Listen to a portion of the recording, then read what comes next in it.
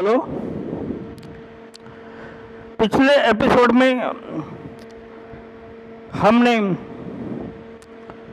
छठे अध्याय का वर्णन किया था। भगवत गीता के छठे अध्याय का वर्णन किया था।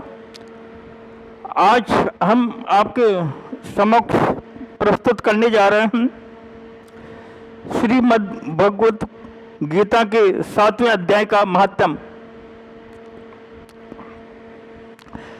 तो सभी दर्शकों से अनुरोध है कि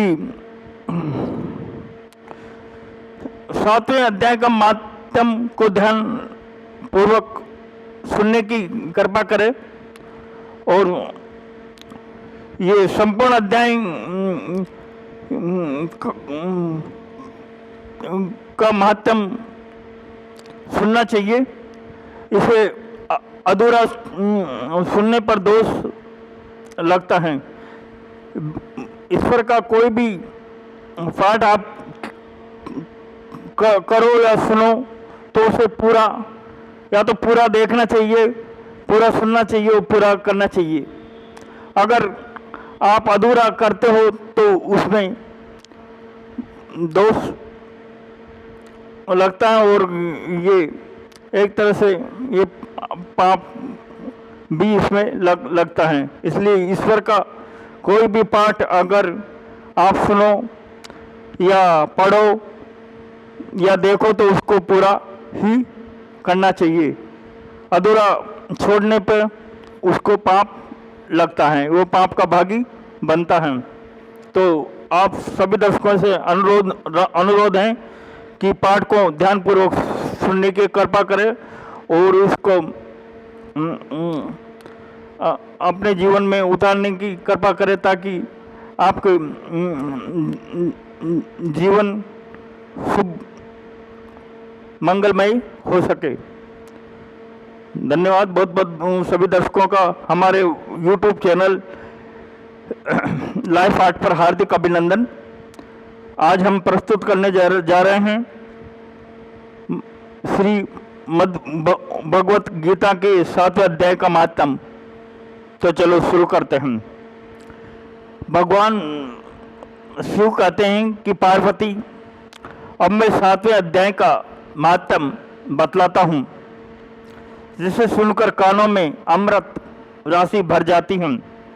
पाटलिपुत्र नामक एक दुर्गम नगर है जिसका गोपुर जिसका द्वार बहुत ही ऊंचा है। उस नगर में शंखकर्ण नामक एक ब्राह्मण रहता था। उसने वैश्य वृत्ति का आश्रय लेकर बहुत धन कमाया,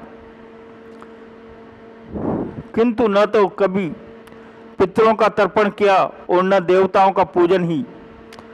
वो धन उपार्जन में तत्पर होकर राजाओं को ही भोज दिया करता था। वो ब्राह्मण पैसे के लालच में पड़कर न तो पितरों का तर्पण करता था और न देवताओं का पूजन, वह सिर्फ राजाओं को ही भोज कराया करता था। एक समय की बात है कि उस ब्राह्मण ने अपना चौथा विवाह करने के लिए पुत्रों और बंधुओं के साथ यात्रा की। मार्ग में आधी रात के समय जब वो सो रहा था, एक सर्प ने कहीं से आकर उसकी बाह में काट लिया। उसके हाथ में काट खाया। उसके काटते ही ऐसी अवस्था हो गई कि मणि, मंत्र और औषधि आदि से भी उसके शरीर की रक्षा असाध्य जान पड़ी।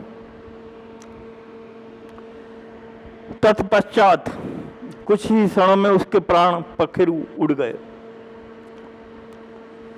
फिर बहुत समय के बाद वो प्रेत सर्प योनि में उत्पन्न हुआ। उसका चित्त धन की वासना में बंधा था। उसने पूर्व वृत्तांत को स्मरण करके सोचा, मैंने जो घर के बाहर करोड़ों की संख्या में अपना धन गाड़ रखा है, उससे इन पुत्रों को वंचित करके स्वयं ही उसकी रक्षा करूंगा। एक दिन सांप की योनि से पीड़ित होकर पिता ने स्वप्न में अपने पुत्र के समक्ष आकर अपना मनोभाव बताया। तब उसके निरंकुश पुत्रों ने सवेरे उठकर बड़े विस्मय के साथ एक दूसरे से स्वप्न की बातें की। उनमें से मझला पुत्र कुदाल हाथ में लिए घर से निकला और वहां जहां उसके पिता सर्प योनि धारण करके रहते थे उस स्थान पर गया। यद्यपि उसे धन के स्थान का ठीक ठीक पता नहीं था, तो भी उसने चिन्हों से उसका ठीक निश्चय कर लिया और लोभवृत्ति से वहां पहुंचकर बाबी को खोदना प्रारंभ किया। जो सांप की बाबी होती है उसको खोदना प्रारंभ किया। तब उस बाबी से बड़ा भयानक सांप प्रकट हुआ और बोला, ओ मूढ़, तू कौन है? किस लिए आया है? क्यों बिल खोद रहा है? अथवा किसने तुझे भेजा है? ये सारी बातें मेरे सामने बतला। पुत्र बोला, मैं आपका पुत्र हूं, मैं आपका पुत्र हूं, मेरा नाम शिव है। मैं रात्रि में देखे हुए स्वप्न से विस्मित होकर यहाँ का सुरवर्ण लेने के कौतूहल से आया हूं। पुत्र की ये वाणी सुनकर वो सांप हंसता हुआ उच्च स्वर में से इस प्रकार स्पष्ट वचन बोला, यदि तू मेरा पुत्र है तो मुझे शीघ्र ही बंधन से मुक्त कर। मैं पूर्व जन्म के गाड़े हुए धन के लिए सर्प योनि में उत्पन्न हुआ हूं। पुत्र ने पूछा, पिताजी, आपकी मुक्ति कैसे होगी? इसका उपाय मुझे बताइए, क्योंकि मैं इस रात में सब लोगों को छोड़कर आपके पास आया हूं। पिता ने कहा, बेटा, गीता के अमृतमय 7वें अध्याय को छोड़कर मुझे मुक्त करने में तीर्थ, दान, तप और यज्ञ भी सर्वथा समर्थ नहीं है। केवल गीता का 7वां अध्याय ही प्राणियों के जरा, मृत्यु आदि दुख को दूर करने वाला है।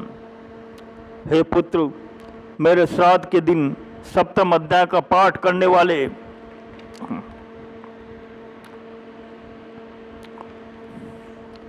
ब्राह्मण को श्रद्धापूर्वक भोजन कराओ।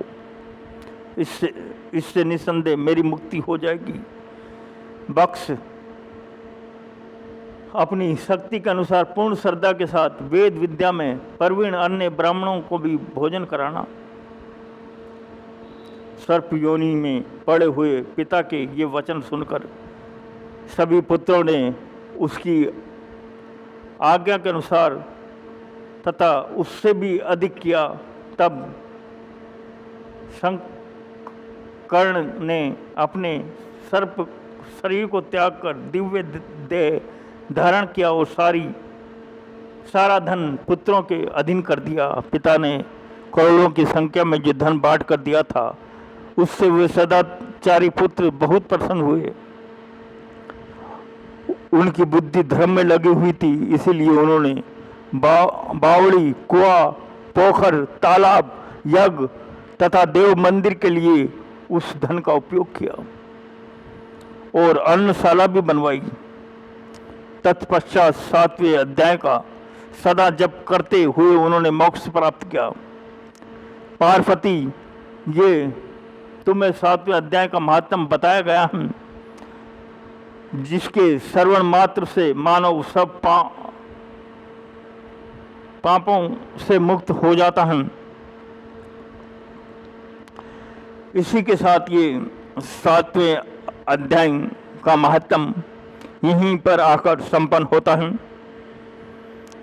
बोलो श्री वासुदेवाय नमः, श्री कृष्ण देवाय नमः। बहुत बहुत धन्यवाद। आप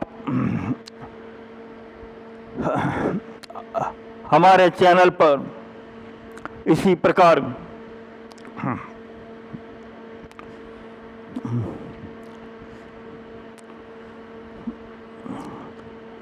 हमारे चैनल को इसी प्रकार आप देखते रहिए और आपसे अनुरोध है कि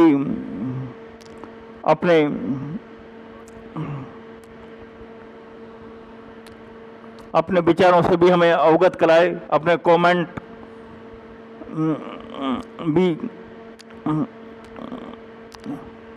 भी लिख दिया करो, ताकि हम चैनल को और सुधार कर सकें। इसमें जो कमी है उसको दूर करके आपकी अपेक्षाओं के अनुरूप हम बना सकें। बहुत बहुत धन्यवाद। Thank you very much. धन्यवाद।